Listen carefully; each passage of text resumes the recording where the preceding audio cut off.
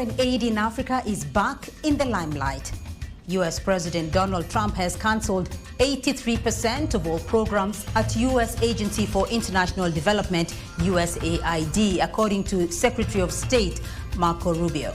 Now, the move has left USAID-funded sectors across sub-Saharan Africa reeling, raising new questions about aid. In this special edition of Talk Africa, co-produced with the Kenya Broadcasting Corporation, KBC, we ask, is foreign aid a lifeline or a trap? And how can Africa become more self-reliant in pursuing its development objectives? I am Abdiaziz Hashim from the Kenya Broadcasting Corporation. And I'm Beatrice Marshall with CGTN. Welcome to Talk Africa.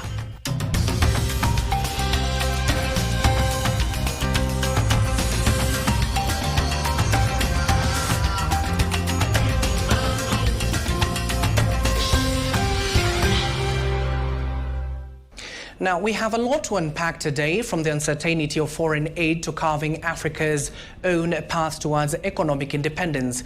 Joining us are experts who will help us break down its impact and what needs to change. Joining me here in Nairobi is Joab Okanda, a climate policy, energy and development expert, Dr. Churchill Saoke, governance and a policy expert, and also Jason Rosario Baraganza, the executive director of Africa Forum and Network on Debt and Development. And also here with us is an audience of students and lecturers from Daystar University and the University of Nairobi participating in our discussions. A warm welcome to you all and thank you for joining our discussion. And let me rope in Jason. In terms of the Organization for Economic Cooperation and Development in 2023, it put a foreign aid at a total of $59.7 billion.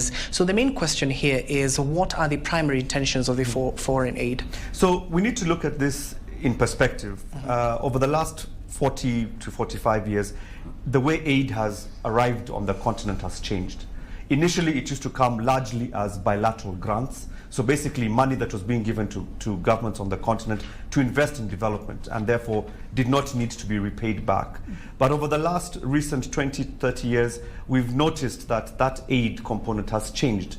It's no longer free money. It has now become what most experts will call concessional finance, which is a type of loan, but at a very low rate of interest. In some cases, it's being channeled through the private sector. And this private sector tends to be foreign private sector, so to try and attract foreign direct investment. So we need to take the numbers that are being put out there in the public domain with a bit of pinch of salt. Because even the channels of distribution of this ODA, a lot of the projects that are being implemented, being financed by foreign aid, are being done by international organizations, are being done by international private companies. So that, therefore, you find that a lot of that aid money is finding its way back from whence it has come from in the capital cities. So we need to be very careful in terms of how we present those types of statistics and those types of numbers. The intended traditional sectors, right, health, education, and agriculture have tended to be the more traditional sectors where foreign aid has gone into. So I want to pick on that and to you, Job, because Jason raised an interesting question about how the current foreign aid is mainly concessional finance. But let's look at some numbers now, because in some countries in Africa, aid accounts for over 10% of GDP. Some countries are relying on foreign aid, on government spending up to around 30%. What are the biggest benefits and the drawbacks of foreign aid? Thank you so much. Aid has saved lives. We have to appreciate the fact that aid has saved life. Over time, it has put children in school. It has enabled many countries eradicate polio, and the numbers are out there. But over time, that has changed, and that has also made our governments become complacent. If you look at the social sectors, health, education, water, sanitation, our governments don't pay attention to that. If you look at even how these issues with the pullout of USAID, actually, is not just Trump alone who is cutting aid. We saw the UK also reduce its aid from 0.5% of its gross national income to 0.3% in the name of, redirecting that to their defense budgets. And so it's a wake-up time for governments who have ignored the primary sectors of our own economies, that is healthcare, education, and made these sectors dependent on external finance. And that's a problem. That's where aid has led us, and that's what needs to change. If you look at, why we get aid, for example, and how much we lose as a continent, annually, and statistics are out there, we lose about $88 billion annually as a continent. That is almost 3 times what we receive as aid. And let's be honest with each other. For every dollar that comes to the continent, about $3 leave the continent. And the aid that comes is mostly to sustain the donor country national interest and their own commercial interest. So it becomes tied aid. Dr. Sauke, I'll drop you in here to find out your thoughts on this. What has been the overall impact of foreign aid on the continent? Many of the foreign governments have seen the gaps that exists within some of the global south on the needs that have not been met by governments. Mm-hmm.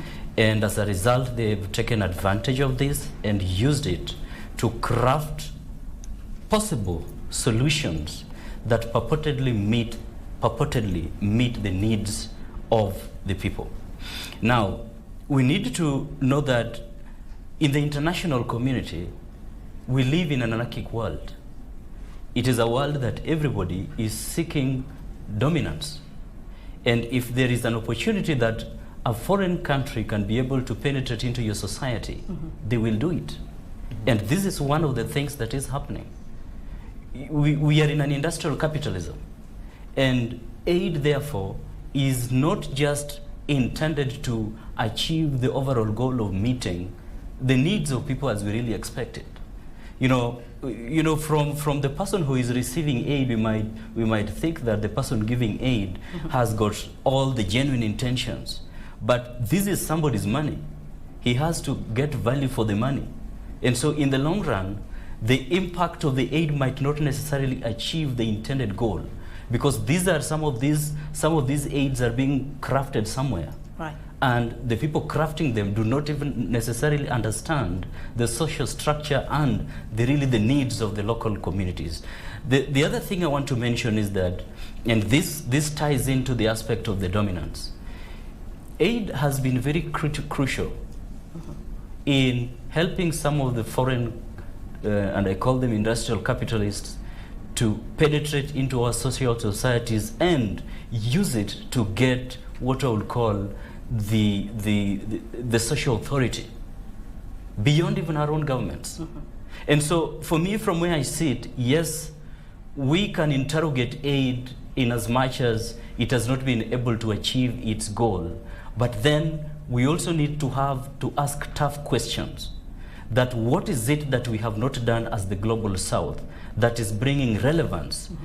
to the multilateral organizations, to the foreign governments, that is making them to penetrate into our societies to an extent that we cannot even be able to have capacity to negotiate for the aid conditions. When you look at some of the other countries, right. like the Asian tigers, when they were starting up, they somehow got certain help and funding. Right. Okay. But then as time went by, they were able to domesticate some of these, some of the aids that were coming and use it to help their societies and craft their engineering all through to the extent that they were now able to do it. They were now able to become self-reliant as nations. Mm-hmm. And of course, to that effect, Jason, you hear what Dr. here is saying. He's clearly stating that the foreign aids are guided by the needs of the people on the ground. So you see, in the last six decades or so, we have seen it growing every year. And for example, in the 1960s, it was about 38 billion. To 2023, it was close to 223.3 billion. So the main question here is how dependent are African economies, especially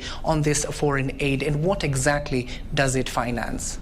So I think we need to break it down. When you look at a national budget of a country, you've got 2 segments in the budget. You've got the development vote, which is where the national agenda of development is designed and financed, and then you've got the recurrent, which is the running of government.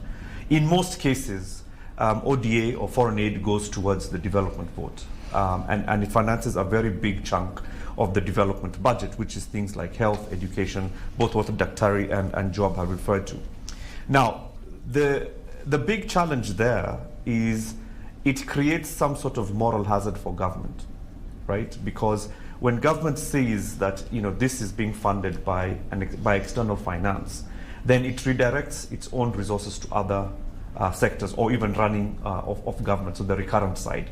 And the development vote is left almost majority financed by foreign aid. And this is where the risks come when countries like the US government have decided, the United Kingdom. Aid cuts are not new, by the way. There's been a trend, particularly in Europe, the Nordic and Scandinavian countries. Many of them, have been on this downward trend where aid has been reducing. So when we look at our national budgets, that's where it goes, largely towards the development side of the budget, and then specifically on development projects. So you're talking about here mostly bricks and mortar or the provision of services, particularly if it's paying for dispensaries, paying for medicines. In the healthcare sector, you've also got where some investments are made to negotiate to bring down the price of certain medical treatment. Yes. But the important thing there to remember is that it is removing responsibility away from the government. And I think that's where then the dependency cycle comes in, and where the impact when donor governments decide to claw back some of that aid money, the impacts are then magnified to very significant levels. And of course, let me go to Joab now. Given that you've heard from what Jason has clearly talked about, some of the examples we've witnessed where foreign aid goes to mainly to development as well as to the health sector, you earlier stated that this is a matter of justice. So could you give us successful stories that you might have, for example, in terms of where the foreign aid has gone to? So what are these examples where it went right and in another instance it went wrong? If you look at, for example, the health sector, and from the 2000s when we had the HIV pandemic, and what the Global Fund has been able to do towards HIV, towards malaria, towards tuberculosis, you really have to appreciate that when the world comes together and decides to contribute to tackle certain pandemics, to tackle certain diseases, it works. It's estimated that about 27 million lives were saved as a result of the Global Fund. When the world came together in 2000 during the Dakar World Education Forum, and the pledges that were made, about 30 million children have been able to go to school. And so you appreciate lives have been saved when disasters hit. When we had the drought, when we have floods, when cyclones hit, lives are saved as a result of aid. When people in conflict, though we've been disappointed, for example, with the ongoing conflict in Sudan and the humanitarian crisis that we're experiencing there. But also, we need to ask ourselves, and Jason spoke to this earlier, does the local person receive the money that it was intended? How much money of this aid is used to service the system, is used to service the bureaucracy? When an organization receives $100, does that $100 reach to the community that they serve? Or it's only $10 that get to that community? So that inefficiency. And we've seen, organizations grow in numbers, grow in their budgets, but the lives of people they serve are not changing. That's where the aid system has actually failed. So I want to get your view as well, Dr. Sauke. Are there examples from where you sit of where aid has been beneficial? What went right? And are there examples of where aid went wrong? And what happened there? We should look at aid not just from the perspective of the grants alone, because it also comes in other forms of government-to-government partnerships that have resulted into medicine and equipment that have been given to hospitals through donations and things like that. And in as much as we might be able to look at some of those donations as dumping sites, they have been helpful. And the other thing is that the inflow of technologies, through donations that maybe even universities, when you look at the cross engagements of researchers and all that kind of stuff through funded programs, there have been benefits around that. But then it's important for us to underscore the fact that, and I think this is what underpins mainly the reason why aid has had a problem, are one, the conditionalities that comes with them, and two, the conceptualization of some of these aids in a manner that do not necessarily, and I think my colleagues mentioned, do not necessarily, a big percentage of the flow of money is intended to go back into the global north. And this cuts across many. And for me, from where I sit from a theoretical perspective, my strongest belief is that until we reach that point as African nations where we are able to also stand our ground to dictate the conditions of the aid, so that we ensure that it meets our local needs and also meets our aspirations, we will continue to cry about aid. So Jason, let me rope you in here. Countries agreeing on a UN target of 0.7% since in 1970, and we've heard how much money has been coming into the continent, into Africa, something like $38 billion over the last 3 decades or 4 decades or so. So why do African countries still suffer from poverty and underdevelopment despite decades of receiving foreign aid? So there's a structural issue here. There are many things that we can't ignore. Number one is the legacy of colonialism that still hangs over many of our continent, many of the countries on the continent, and also the colonial legacies of former colonies still having very great, powerful political, economic, and social influence on current regimes across the continent.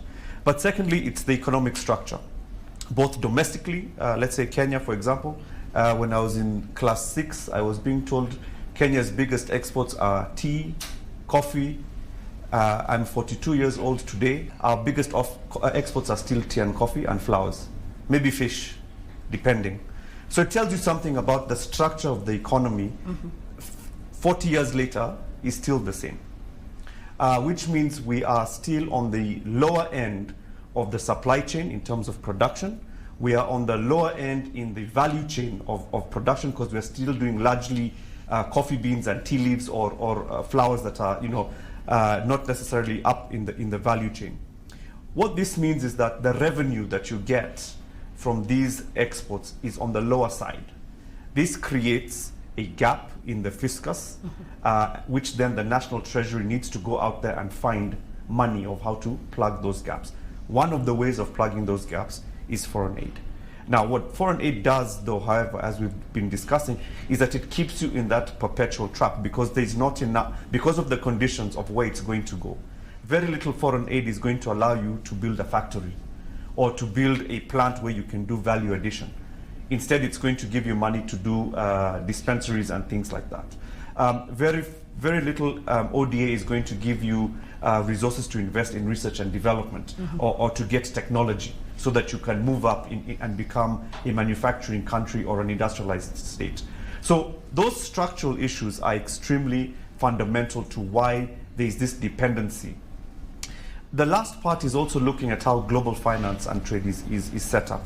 The World Trade Organization, that is supposed to govern how international trade is done, only favors wealthy countries. This is a well-known fact. Developing countries, particularly those in Africa, do not stand a chance in negotiating. A very good example was during the global pandemic, when South Africa was trying to bid to get COVID-19 vaccines manufactured, stored, and distributed in South Africa. We saw very, very quickly how rich countries stepped in to block the intellectual property rights being shared for that to be done. So we live in a very unequal economic system, a very unequal trading system that pits the continent at the very low end and creates those gaps and those inefficiencies. But very lastly, just to compare your numbers, Beatrice, $38 billion of aid annually. It is estimated that Africa loses close to $100 billion in illicit financial flows. Illicit financial flows here is not just illegal money. It is money that is done through creative accounting, what we call tax avoidance, where countries set up where companies set up their special purpose vehicles in low tax jurisdictions. They deliberately avoid paying taxes on the continent. And it's a contributing to that fact, to that amount of money that's going out. The debt servicing that Africa is paying right now is almost close to over $1 trillion, that it owes outside. So when you talk about ODA at 38 or between 38 and $50 billion a year, it's a very small amount. And the fact that it is not having that intended multiplier effect in terms of growing economies or developing economies, it is time we ask ourselves whether the question whether it is actually a good development finance instrument. And this is not to take away from the point my comrade Joab and Dr. have made that it has saved lives. Right? The question is, can it continue being this form of extractive finance that also exists and keeps us in that perpetual state of dependence? So fairness at the end of the day for both, the justice point that both the giver and the taker. Yeah. So let me go back to Joab now. Given that you've just heard what Jason has clearly stated, there are two lines of arguments here. Do we depend too much on foreign aid to the extent that it does not complement or supplement some of the natural resources we do have here in the continent? And also, in terms of sustainability of this foreign aid, do we depend on it too much? And at the end of the day, it is not a long-term self-sufficiency tool for us to grow our economy. The structure of the global finance, it's that structure that makes aid necessary. A structure that does not allow Africa to industrialize, a structure that facilitates flow of the money that Jason just spoke about out of the continent. It's that system that makes aid necessary. Nigeria should be giving aid to the rest of the world today with the resources, with the extraction of oil that it has had.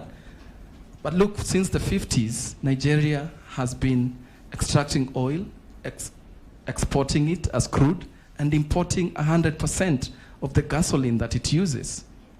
Recently, Dangote built a refinery, but he could not at the beginning even access the local crude. He had to import from Angola, import from Brazil.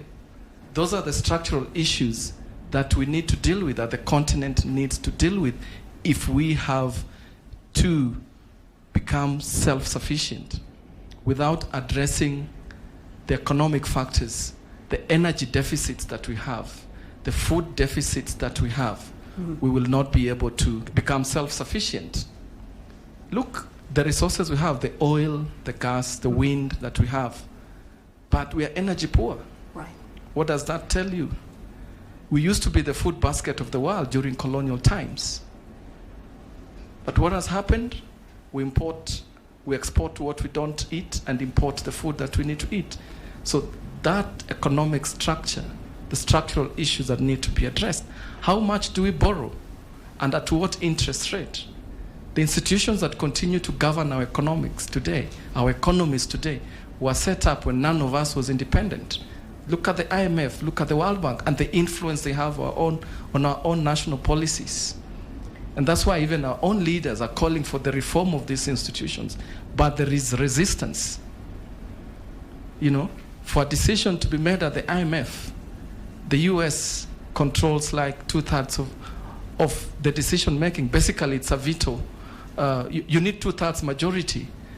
And the US alone controls more than a third of that. So it basically has a veto power. Now, on a global perspective, Dr. Churchill, we're talking about countries like South Korea and Singapore. They have moved away from being aid dependent on foreign aids, such as the African continent, and moved to become a powerhouse, economic powerhouses across the world. So what lessons can we draw as an African continent so that we can reduce aid dependency in the continent?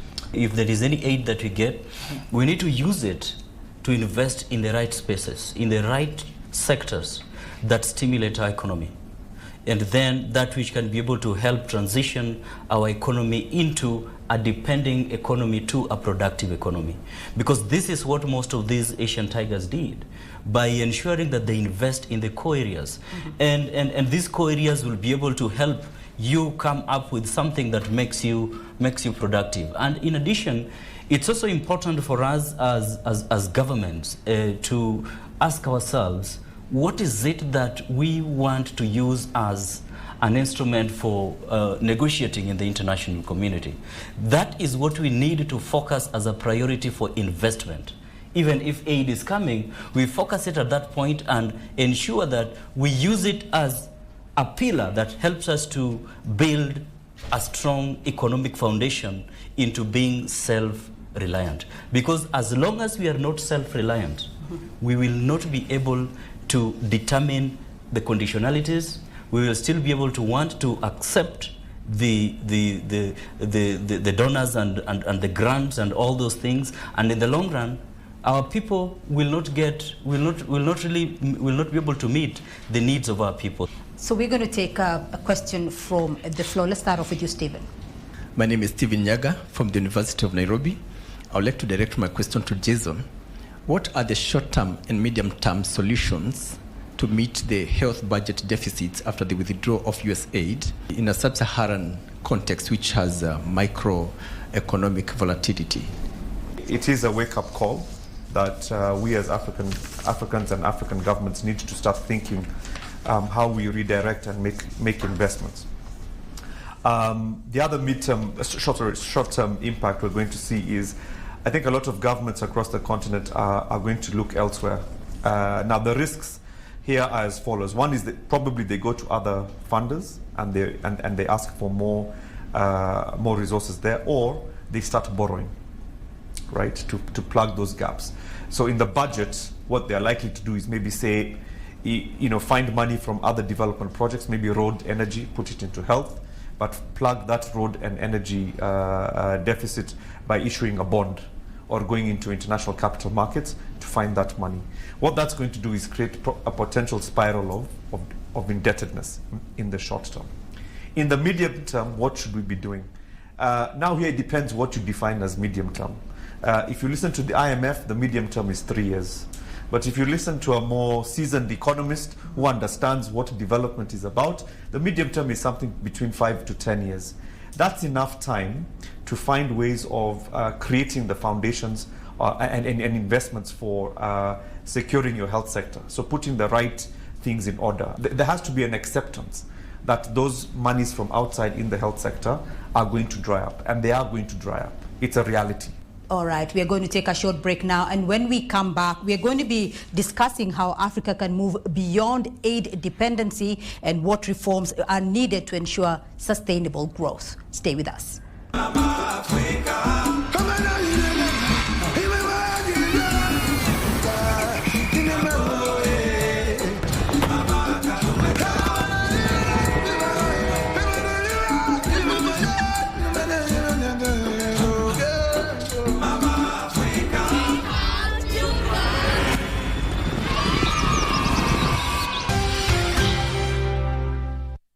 Welcome back to Talk Africa, and let's continue with the discussion. Still with us is Joab Okanda, Dr. Churchill Saoke, and Jason Rosario Baraganza. Let me head over back to you, Joab. When we left off the conversation, we were talking about dependency and in terms of sustainability of this foreign aids. Now, a key feature of the foreign aid to Africa has conditionalities. So how much control do African governments do have on foreign aids, in your view? You've seen certain aid coming in, and people from the source country coming to actually implement the programs or coming to manage the program. So they're the ultimate decision makers of that. And one of the conditions is that, some of the contracts that come as a result of that aid is to our own private sector. The database that Jason spoke about, if you look at it, actually, I think in 2023, it shows that 51% of the contracts went to companies where the aid came from.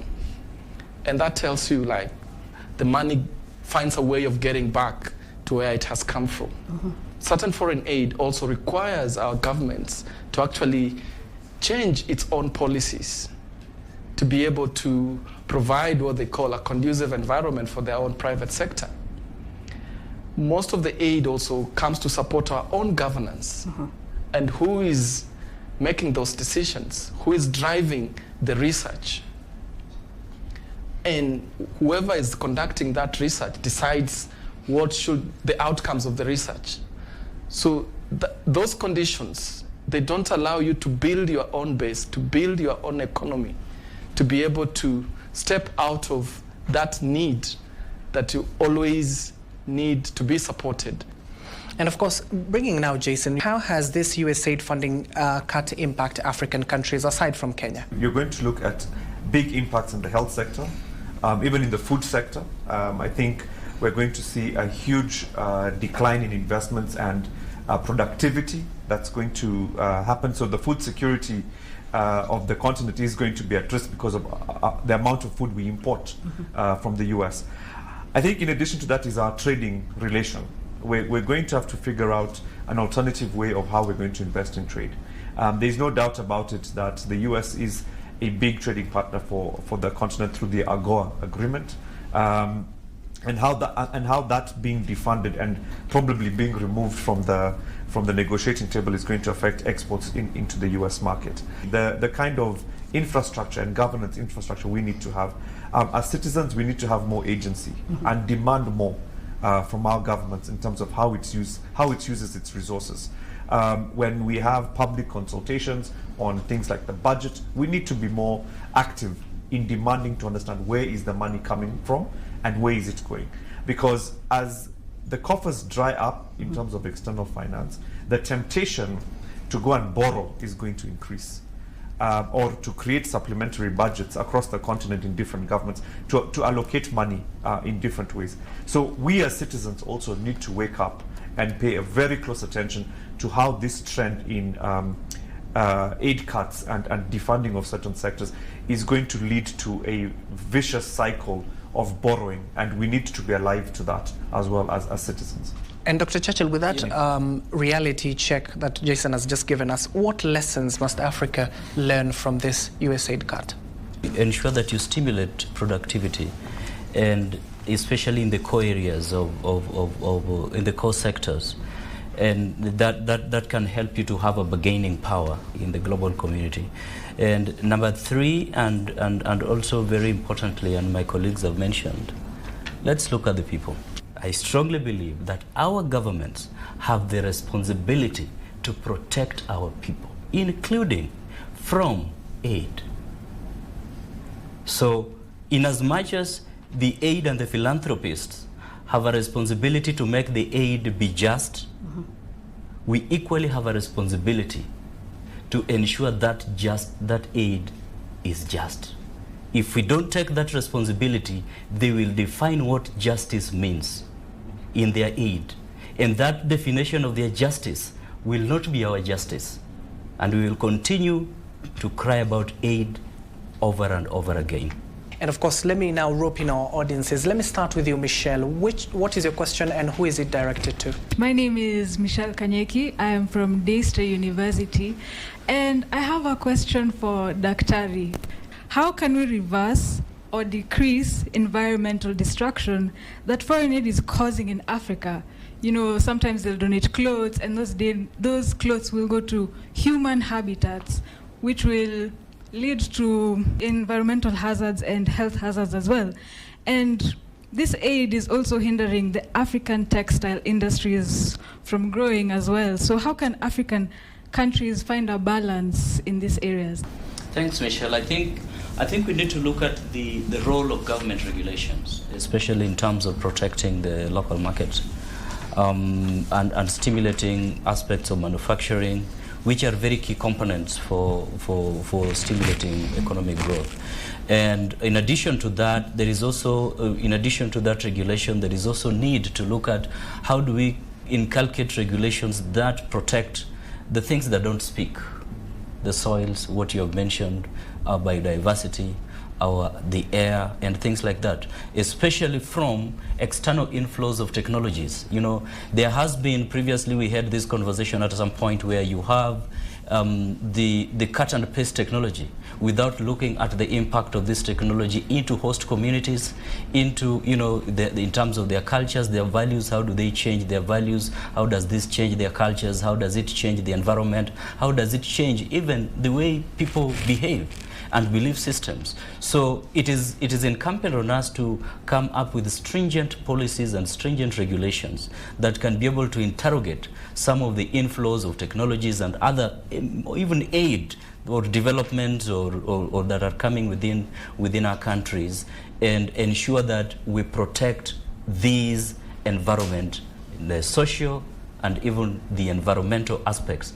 I think we need to tighten that much more, so that we are also able to ensure that everything that comes in not only meets our needs, but also do not spoil the very things that we have believed in all through as Africans, because we are Africans, and Africa should be our business as well. Let me take another question from Vanessa. Thank you very much. My name is Vanessa Kerubo from the University of Nairobi. My question goes to Joab, and it's: should Western aid or foreign aid be restructured to prioritize technological support or human capital development and industrialization, rather than promoting conditionalities that do not align in the African national development plans? Thank you so much. To your question, I think there's no way the global north will restructure the aid. It's for us to think about how do we use the aid that we are receiving to stimulate the productive sectors that need to be stimulated to be able to create jobs, to be able to industrialize. So how do we leverage on that aid? Because Africa's industrialization is a threat to Europeans' industrialization, because they are always seeing us as a market to their finished products. So if we start producing, we are a threat to their own industries, and they're the ones giving us aid. So it's for us to think about how do we use that aid to actually be able to move up the ladder, to be able to add value to our natural resources. That's how, and it's incumbent upon ourselves, our leaders, to rethink how we are using the aid. But we shouldn't expect the global north to restructure the aid by themselves. Jason, I want to put that to you. We shouldn't expect the global north to restructure aid. I want to get your view on that. And should African countries then focus more on trade and investment, or is foreign aid still very necessary? No, I think if we're talking about, especially this year, with the African Union's theme on reparations and reparative justice, then definitely we should not be talking about foreign aid. We should be talking about investments in trade and also identifying the priority areas. We're in a moment when the world is in a state of flux. The current US administration is confusing a lot of people, but also creating opportunities in the international order, in the international multilateral system, where perhaps if we could get our house in order, the governance issues that Dr. has talked about in terms of negotiations, the governance issues that Comrade Joab has talked about with regard to how we use resources, there is an opportunity here amidst all of this chaos for us to come out as a stronger continent. And there's an opportunity here with the theme, with Agenda 2063, with the confusion that is being caused out there. There is a gap. And I think, Dr. talked about it. Where there are gaps, we need to step in and do that. I think we should not be in this mindset of still going to queue up in other countries. We need to declutter and decolonize our mindset as academics, as young people, because otherwise the demographic dividend on this continent is not going to be achieved. We are going to be seen as just a market of consumers, not a market of producers. And so it is time to wean our mindset away from the notion of foreign aid and embrace the idea that we can invest we have enough captains of industry on this continent that can invest in these technology sectors, in the trade sector, in the energy transition.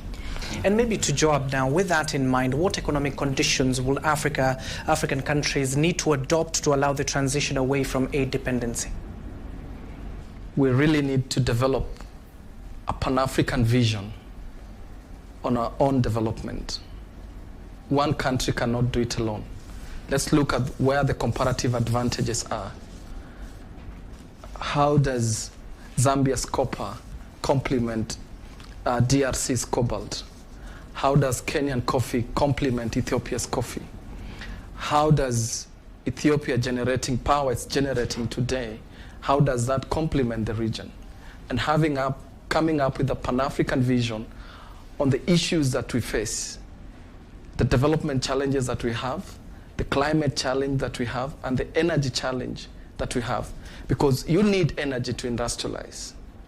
And how that energy is produced also impacts on climate. And therefore, Africa is at a crossroad and also at an opportunity. It has an opportunity with the current geoeconomics. Look at the population we have. You know, you find recently there was, for example, an Africa Clean Cooking Summit happening in France. What does that tell you? They've seen the 1 billion people in Africa who have no access to clean cooking. And therefore, that's a market for their own products. If they can be able to sell clean cooking stoves to us, to 1 billion people, look at how much their companies will benefit. So there's need to be that concerted effort working together and not one country working alone. So things can work. And we have to always have this mindset that as Africans, we are not broke. We are only broken. Right. So, Jason, we're going to give you the final word. And as you make your winding up remarks, what sort of economic transformation would allow Africa to transition away from too much dependency on foreign aid to economic development? I think 3 things. Number 1 is to change the mindset of how we understand the idea of economic transformation. It's not about just security, it's about sovereignty.